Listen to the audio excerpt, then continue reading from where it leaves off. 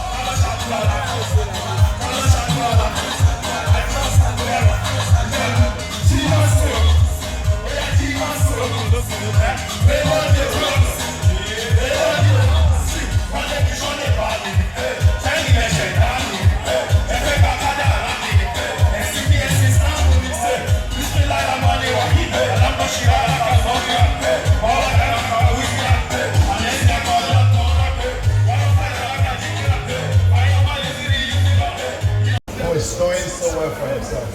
Èmi nìkan kọ́ mo wà nílé rẹ̀. Mo wà ní pẹ̀lú ẹ̀gbọ́n mi, ọ̀rẹ́ mi. Ẹ jọ̀ọ́ ẹ jẹ́ kí gbogbo akí àpàtẹ́wọ́ fún Ìjẹ̀bú. Ẹ pàtẹ́wọ́ fún Ìjẹ̀bú.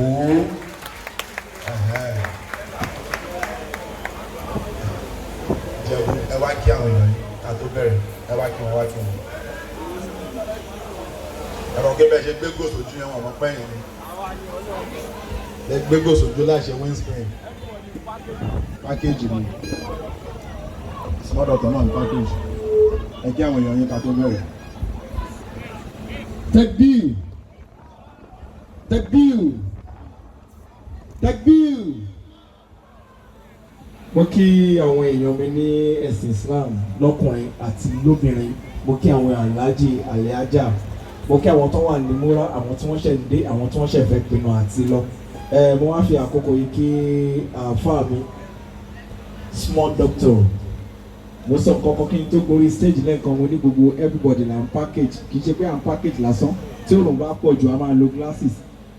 Bẹ́ẹ̀ ni bó ṣe máa ń rí nìyẹn, everybody ló ní package tiẹ̀ lọ́wọ́. Ọmọ ìyá mi àná lazy o. Mo wà mí ní ọdún tó kọjá, Ọlọ́run tó kà mí yẹ lọ́dún yìí náà. Tó bá tún dọdún tó ń bọ̀ àwa tá a wà mí lọ́dún tó kọjá tá a tún wà mí lọ́dún yìí lágbára Ọlọ́run á tún ka gbogbo wa yẹ kó máa ka ìmọ̀ àti ẹ jẹ́ ká pa àtẹ́wọ́ fọlọ́run. Sáà yìí ni mo bá wù sáà. Ọ̀rẹ́ gbogbo wa o tíyàn bá ń claim 50 ó súnmọ́ sàárè ni so 25 ni mí mo kàn look for rè ní I look 25 so ẹ jẹ́ ká wá bá ètò lọ nígbà tá a máa fi àkókò yìí máa gbìyànjú àti máa dúró de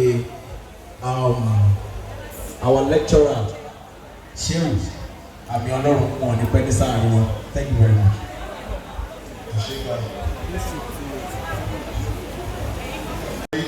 Ẹ ti wọ bí 52. Àwọn àti Fáṣọlá ní HBA tí ó in fact class kan náà lọ́jọ́ wà ní secondary school class captain wọn.